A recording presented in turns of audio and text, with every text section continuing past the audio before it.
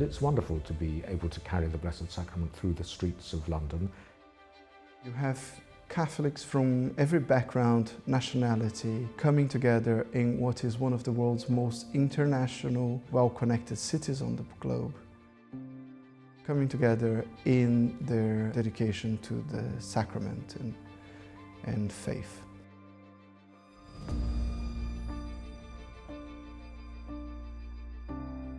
Quite a lot of people don't really know what's happening, but they look and they see that it's obviously something very important to us, and so they start asking questions and they start discovering a little bit more. Intellectually, it can be really hard to understand the fact that this becomes literally the body and blood of Christ. It doesn't only unify us as Catholics, but I think it can also provide a moment of peace and amazement to people in London. Why is it, these people offered their lives so they could go to Mass, and so many Catholics can't even be bothered? What is it? Where has it gone wrong? What's happened to make that disconnect? Why is it important to me? Well, as someone who's newly received into full communion with the Church, the answer is the same for all Catholics. The importance of the real presence and a sacramental life is everything.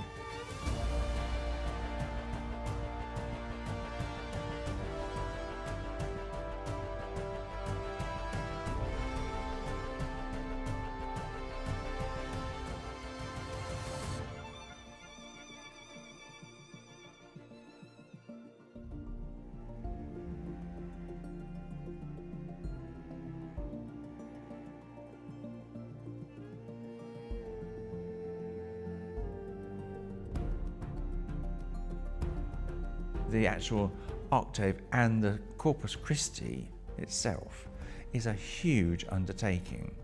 It's the biggest Catholic event that happens in the country every year. I remember I first came into it because we had 5-6 people. For volunteers, I had to literally call friends who I knew who were lawyers and Catholic from quite far away and saying, hey, fancy a fun day in London with me? I need help.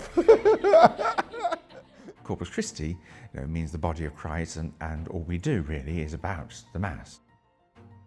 But it's a specific 8 days where we focus on various aspects of the Eucharist, culminating with the Feast of Corpus Christi, the great solemnity.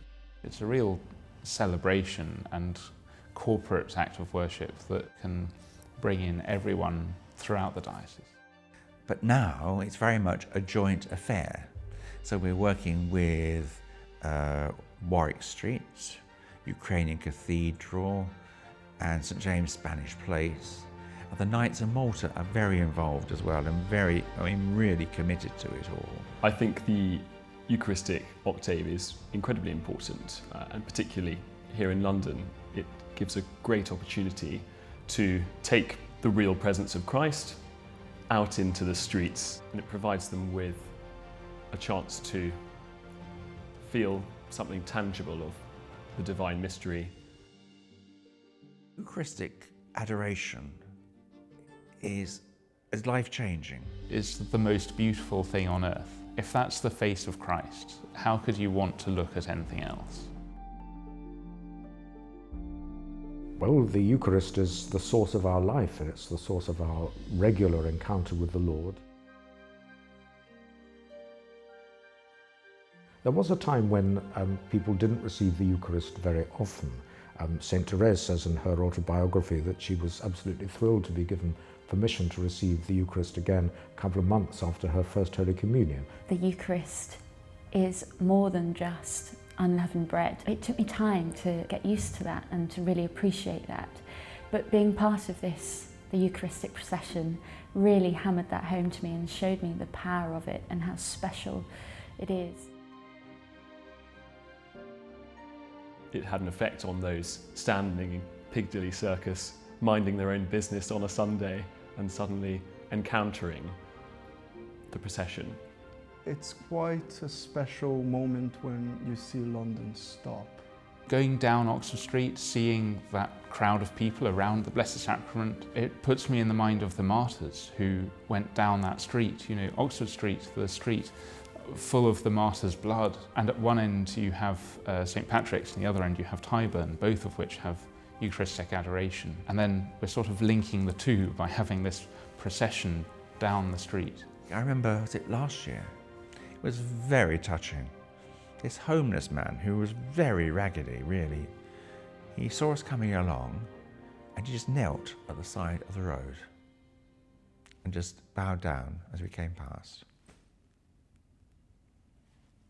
Extraordinary.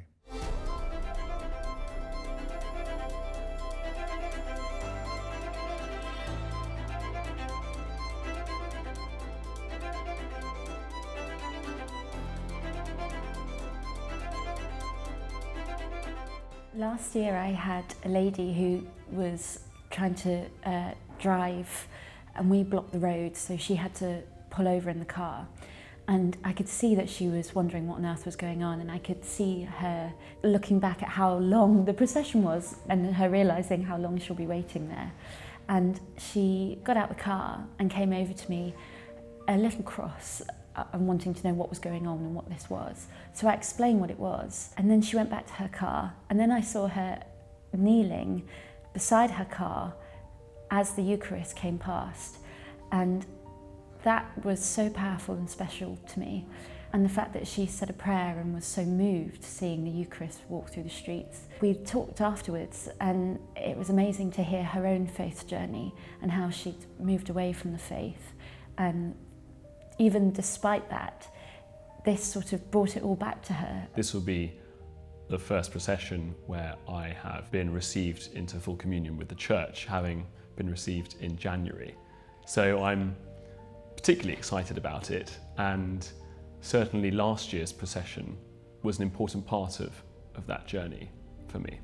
Sadly, I never experienced Corpus Christi while I was Anglican, but I wish I had, because that would have been an amazing way for me to understand what it means to be Catholic and how the presence of the Eucharist is so powerful and important and at the very heart of the Catholic faith. Participating in the Eucharist Octave, it was a powerful reminder that our faith is shared in community and not in isolation. Maybe, like I say, taking the Eucharist out of the church walls and bringing it to people, whether they like it or not, it has effects that we can't predict and we can't imagine. So when you see that host in the monstrance, all of the love in the universe is encapsulated in that. When the priest is carrying the Blessed Sacrament, he usually isn't looking anywhere else, he's just looking at the host. You have eternity in the priest's hands.